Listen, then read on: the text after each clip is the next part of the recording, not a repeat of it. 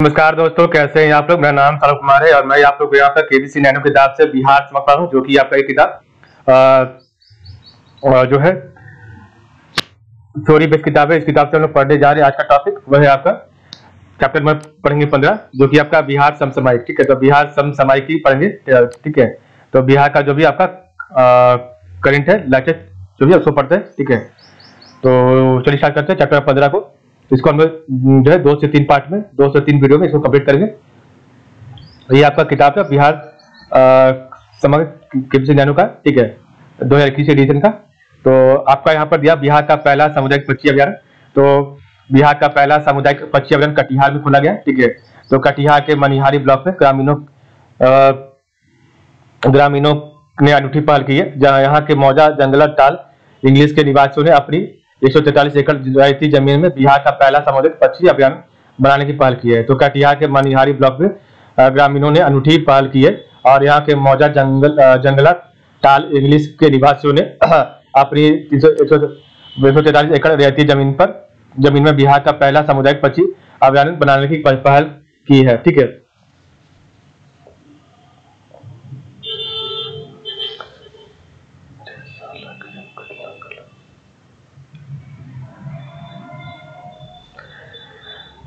पर्यावरण वन एवं जलवायु परिवर्तन विभाग ने, तो पर्यावरण वन एवं जलवायु परिवर्तन विभाग ने इसकी अधिसूचना जारी की है। अब इस रैयती भूमि पर इको टूरिज्म विकसित होगा। इलाके की तस्वीर बदलेगी। देश दुनिया से आने वाले प्रवासी पक्षियों का यहाँ बसेरा होगा। ठीक है, मनिहारी ब्लॉक में गोगाबिल झील है। तो मनिहारी ब्लॉक में आपका गोगाबिल झील है, करीब 217 एकड़ में फैली यह झील एक ओर गंगा तो दूसरी ओर महानंदा से गिरी है। 250 से अधिक ग्रामीणों ने अपनी जमीन गोगाबिल पक्षी अभ्यारण्य विकसित करने के लिए दी है और यहाँ करीब 73.78 एकड़ सरकारी जमीन पर कंजर्वेशन रिजर्व बनाया जा गया है। ठीक है, जबकि ग्रामीणों की 143 एकड़ भूमि पर गोगाबिल सामुदायिक पक्षी अभ्यारण्य घोषित किया गया। अब पर्यावरण वन एवं जलवायु परिवर्तन विभाग इसके लिए प्रबंधन योजना तैयार करेगा। तो मनिहारी ब्लॉक में गोगाबिल झील है और करीब 217 एकड़ में फैली यह झील एक ओर गंगा तो दूसरी ओर महानंदा से घिरी है और 250 से अधिक ग्रामीणों ने अपनी जमीन गोगाबिल पक्षी अभ्यारण्य विकसित करने के लिए दी है। ठीक है, और यहाँ करीब 23.78 एकड़ जमीन सरकारी जमीन पर कंजर्वेशन रिजर्व बनाया गया है और जबकि ग्रामीणों की 143 एकड़ भूमि पर गोगाबिल सामुदायिक पक्षी अभ्यारण्य घोषित किया गया है। अब पर्यावरण वन एवं जलवायु परिवर्तन विभाग इसके लिए प्रबंधन योजना तैयार करेगा। ठीक है, नीचे आपका है हिमालय की वादियों में दौड़ेगा सारंग का गजरा। तो हिमालय की वादियों में दौड़ेगा सारंग का गजरा। ठीक है, तो क्या है आपका, तो सारंग के मढ़ौरा स्थित डीजल रेल इंजन कारखाना से तैयार होकर निकलने वाला शक्तिशाली इंजन गजराज हिमालय की वादियों में जल दौड़ेगा। मालगाड़ी में इस्तेमाल होने वाली अत्याधुनिक सुविधाओं से लैस इस गजराज को पहाड़ों पर बनाई गई लाइनों पर रेलवे दौड़ाएगी और इसके लिए इसका ट्रायल भी शुरू हो गया और नवंबर से इस गजराज इंजन को नियमित रूप से ट्रैक पर उतारा जाएगा। नेक्स्ट आपका इलेक्ट्रिक इंजन फेल होने पर यह बेहतर विकल्प, तो क्या है आपका, तो मधेपुरा में निर्मित 12,000 हॉर्स पावर का इलेक्ट्रिक रेल इंजन जो मधेपुरा लोको फैक्ट्री में बना था पहले से ही रेल सेवा में लगा है, लेकिन डीजल इंजन में 6,000 हॉर्स पावर वाला देश का यह पहला इंजन है और यह डीजल इंजन बंद नहीं हो सकता है। ठीक है, देश में अभी जो डीजल इंजन संचालित हो रहे हैं वे सर्वाधिक 4500 हॉर्स पावर के हैं। इसकी वजह से पहाड़ों पर बने रेलवे लाइन पर जब भी कोई मालगाड़ी भेजी जाती है तो उसमें 2 इंजन लगाए जाते हैं, लेकिन अब मढ़ौरा में बने 6,000 हॉर्स पावर वाले डीजल रेल इंजन से ऐसी जगहों पर भी ट्रेन दौड़ाई जा सकेगी जहां अब एक इंजन से ट्रेन का संचालन संभव नहीं था। ठीक है, research design and standard organisation, तो आपका ये क्या, research design and standard organisation द्वारा इंजन की डिजाइन की तकनीक और उसके निर्माण की मंजूरी मिलने पर मढ़ौरा में इस पर काम शुरू हुआ और WDG-60 तो WDG-60 वर्जन के डीजल इंजन से मालगाड़ी का संचालन होगा। बिहार में आय सबसे कम लेकिन टैक्स सबसे ज्यादा है। ठीक है, तो बिहार में जो आपका स्रोत है इनकम का बहुत कम है और टैक्स सबसे ज्यादा यहाँ पर लोग पे करते हैं। तो देश में बिहार और उत्तर प्रदेश के लोगों की प्रति व्यक्ति आय अन्य राज्यों से काफी कम है। इसके बावजूद आय के मुकाबले कर अनुपात सबसे अधिक है। दोनों राज्यों के लोग प्रति व्यक्ति आय का 20% से अधिक कर चुकाते हैं और उसके उलट दिल्ली और हरियाणा के प्रति व्यक्ति आय सबसे ज्यादा है, ठीक है। और जबकि आय के मुकाबले पर अनुपात सबसे कम है, ठीक है। वित्त विभाग द्वारा 2019 में जारी आंकड़ों के मुताबिक यूपी में 50,942 रुपए प्रति व्यक्ति आय पर लोगों को 11,239 रुपए औसत कर देना पड़ता था, जो कुल आय का 22.0% है। इसी प्रकार बिहार के लोगों पर कर का बोझ कुल आय का 23.81% था। बिहार में प्रति व्यक्ति आय महज 34,409 रुपए थी, जबकि प्रति व्यक्ति पर 8,191 रुपए देना पड़ता था, ठीक है। तो वित्त विभाग द्वारा 2019 में जारी आंकड़ों के मुताबिक यूपी में 50,942 रुपए प्रति व्यक्ति आय पर लोगों को 11,239 रुपए औसत कर देना पड़ता है, जो कुल आय का 22.06% है। इस प्रकार बिहार के लोगों पर कर का बोझ कुल आय का 23.81% था। और बिहार में प्रति व्यक्ति महज आय जो आपका 34,409 रुपए थी, जबकि प्रति व्यक्ति कर आपका 8,191 रुपए देना पड़ता है, ठीक है। बिहार में खुलेगा स्वास्थ्य विज्ञान विश्वविद्यालय, तो बिहार में खुलेगा आपका स्वास्थ्य विज्ञान विश्वविद्यालय, ठीक है। तो बिहार में स्वास्थ्य विज्ञान विश्वविद्यालय खुलेगा और राज्य के सभी medical college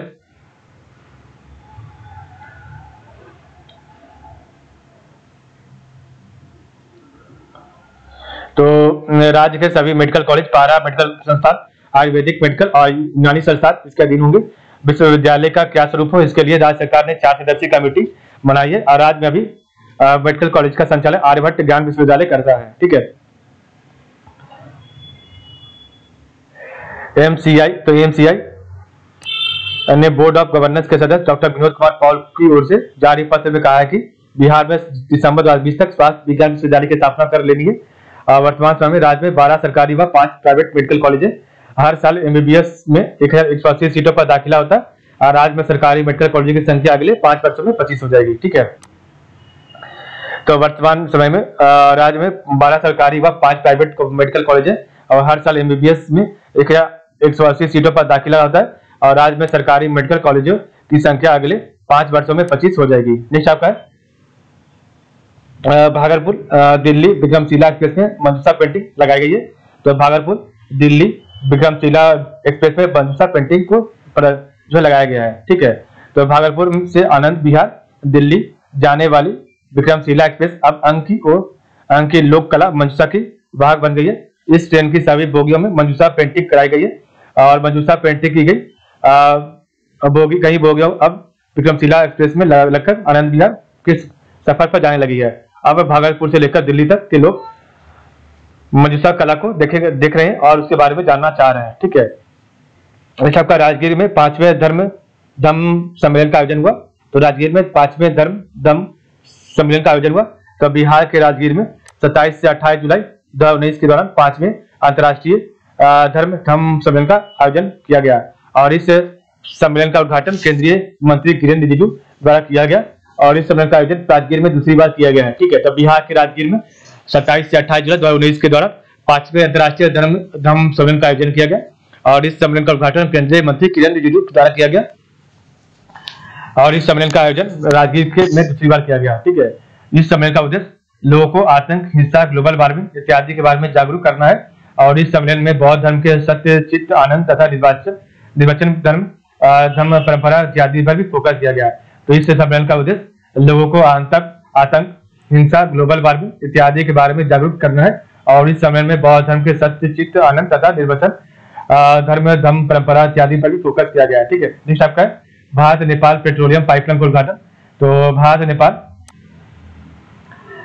Nepal petroleum pipeline का उद्घाटन। तो प्रधानमंत्री नरेंद्र मोदी ने 10 सितंबर 2019 को भारत नेपाल पेट्रोलियम उत्पादन पाइपलाइन का उद्घाटन किया। यह पाइपलाइन नेपाल के अमलेखगंज से बिहार के मोतिहारी के बीच बिछाई गई है और यह पाइपलाइन नेपाल के लिए बड़ा बदलाव लाएगा और वहां तेल भंडारण की समस्या से निजात दिलाने में सहायता करेगा। इस परियोजना के द्वारा कीमत में कमी आएगी और पर्यावरण को भी नुकसान नहीं पहुंचेगा। इस परियोजना के तहत नए क्षेत्रों में सहयोग को और बढ़ाने के लिए नए अवसरों का लाभ मिलेगा, ठीक है। और 69 किलोमीटर लंबी पाइपलाइन के कारण से भारत नेपाल इधर के ट्रांसपोर्ट पर खर्च में कमी आएगी। तो प्रधानमंत्री नरेंद्र मोदी ने 10 सितंबर 2019 को भारत नेपाल पेट्रोलियम पाइपलाइन का उद्घाटन किया। यह पाइपलाइन नेपाल के अमलेखगंज से बिहार के मोतिहारी के बीच बिछाई गई है और यह पाइपलाइन नेपाल के लिए बड़ा बदलाव लाएगा और वहां तेल भंडारण की समस्या से निजात दिलाने में सहायता करेगा। इस परियोजना के द्वारा कीमत में कमी आएगी और पर्यावरण को भी नुकसान नहीं पहुंचेगा। इस परियोजना के तहत नए क्षेत्रों में सहयोग को और बढ़ाने के लिए नए अवसरों का लाभ मिलेगा और 10 किलोमीटर लंबी पाइपलाइन के कारण से भारत नेपाल इधर के ट्रांसपोर्ट में खर्च में कमी आएगी। नेक्स्ट आपका है पटना मेट्रो निर्माण जापानी संस्था जायका देगी लोन। ठीक है, तो पटना मेट्रो निर्माण जापानी संस्था जायका आपको लोन देगी। ठीक है, पटना निर्माण के लिए जायका कंपनी लोन देगी। तो 5 सितंबर 2019 को बिहार कैबिनेट की मंजूरी मिलने के बाद राजधानी में मेट्रो रेल प्रोजेक्ट के निर्माण के लिए Patna metro rail corporation limited PMRCL ने Delhi metro rail corporation DMRC के एकमात्र प्रस्ताव पर स्वीकृति की मुहर लगा दी। बोर्ड ने मेट्रो का पूरा काम DMRC को दिए जाने जापान की संस्था जायका से लोन लेने के बाद फिलहाल 30 अफसरों की नियुक्ति सहित कई अन्य प्रस्तावों को स्वीकृत किया है।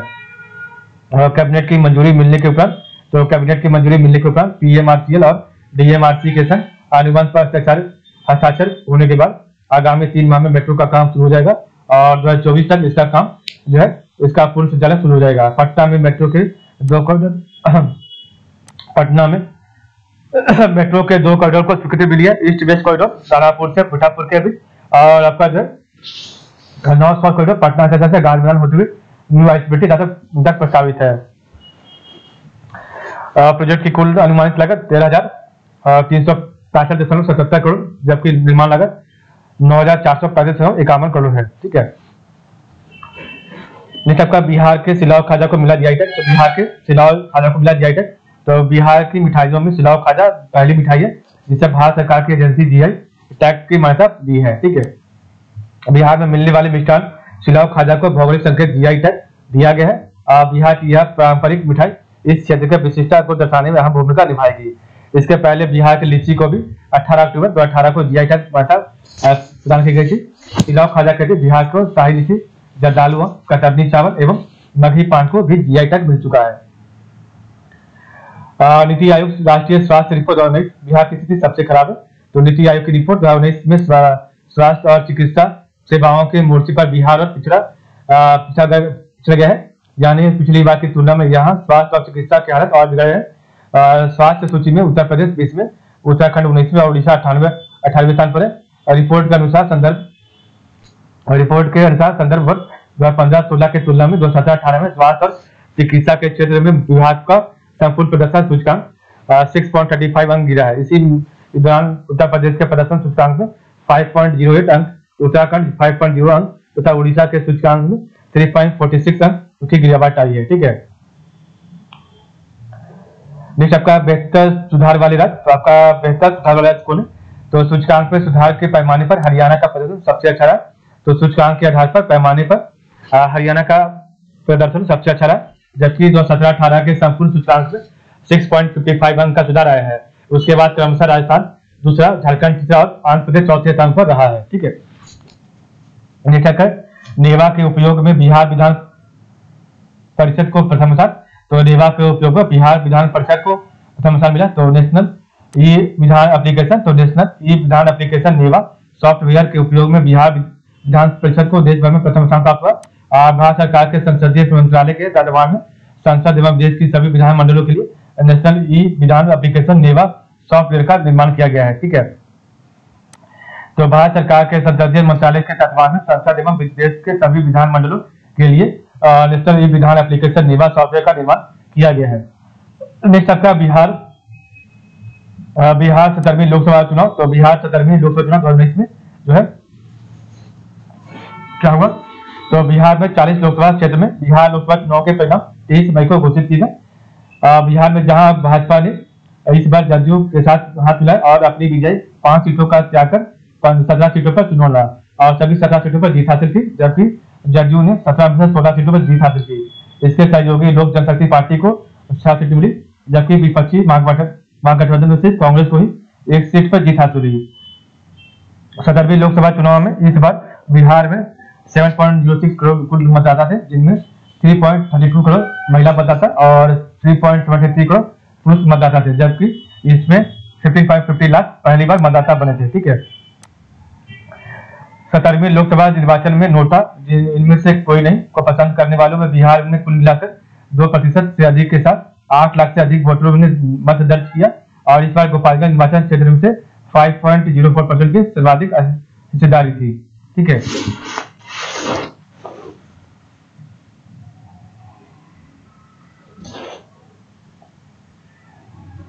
जबकि नवादा में यह आंकड़ा 4.23%, पश्चिम चंपारण में 4.51%, जमुई में 4.61%।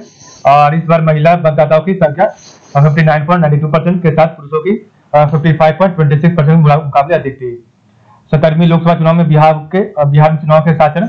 तो 17वीं लोकसभा चुनाव में बिहार में चुनाव के 7 चरण थे। तो पहला चरण 11 अप्रैल 2019 को, और दूसरा चरण 18 अप्रैल 2019 को, तीसरा चरण 23 अप्रैल 2019 को, चौथा चरण 29 अप्रैल 2019 को, 5वां चरण 6 मई 2019 को, छठा चरण 12 मई 2019 को, और 7वां चरण आपका जो 19 मई 2019 को आपका हुआ था। ठीक है, तो आपका जो पहला चरण, तो पहले चरण में आपका 4 सीट था, 4 सीट पर मतदान हुआ था, और दूसरे चरण में 5 सीटों पर, तीसरे चरण में 5 सीटों पर, चौथे चरण में 5 सीटों पर मतदान हुआ था, पांचवें चरण में 5 सीटों पर, छठे चरण में 8 सीटों पर मतदान हुआ था, और 7वें चरण में आपके 8 सीटों पर मतदान हुआ था। ठीक है,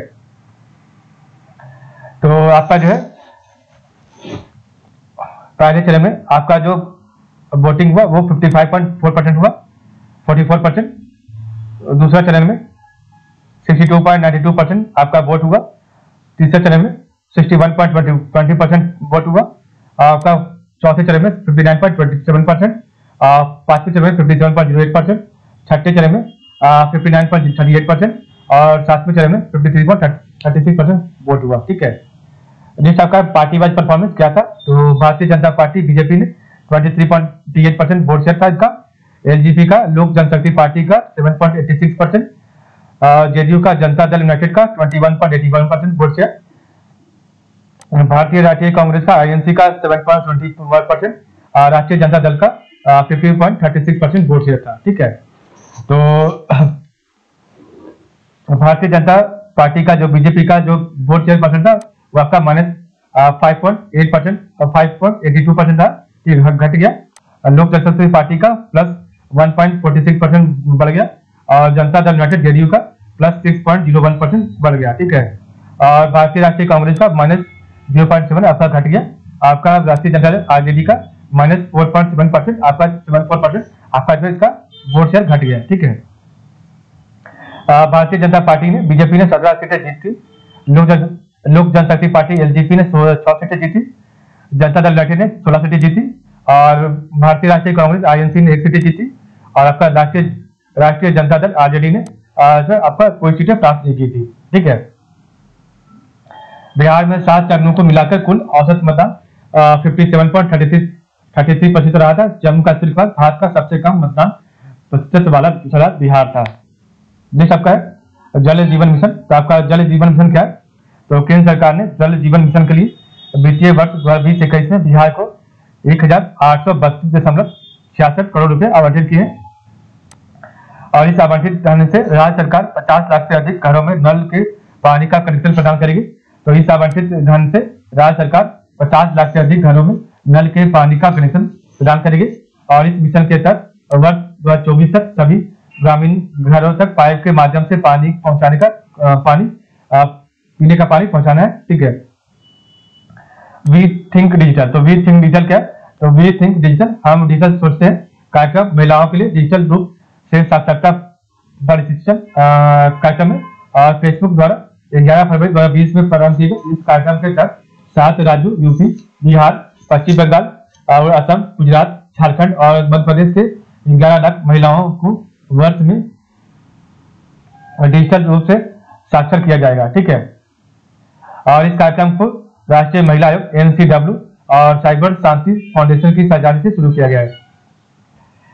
यह फेसबुक का वैश्विक डिजिटल साक्षरता कार्यक्रम है, और इसकी घोषणा दक्षिण एशिया सुरक्षा शिखर सम्मेलन के दूसरे संस्करण के दौरान 2019 में की गई थी। इस प्रशिक्षण कार्यक्रम को निजता, सुरक्षा और गलत सूचना जैसे मुद्दों के समाधान में मदद करने के लिए तैयार किया गया। सबका प्यार का पौधा अभियान। तो प्यार का पौधा अभियान क्या है, तो राज्य पर्यावरण और वन विभाग द्वारा 14 फरवरी 2020 को प्यार का पौधा ए प्लांट ऑफ लव नामक अभियान की शुरुआत की गई। विभाग द्वारा इस अभियान की शुरुआत जल जीवन हरियाली अभियान के तहत पौधारोपण को बढ़ावा देने के दृष्टिकोण को ध्यान में रखकर की गई है। ठीक है, नेक्स्ट आपका एनआरसी के खिलाफ प्रस्ताव पारित, इसको लोग कल पढ़ेंगे, तो आज के बाद कल इसका सेकंड पार्ट पढ़ेंगे। तो आप लोग का बहुत बहुत धन्यवाद।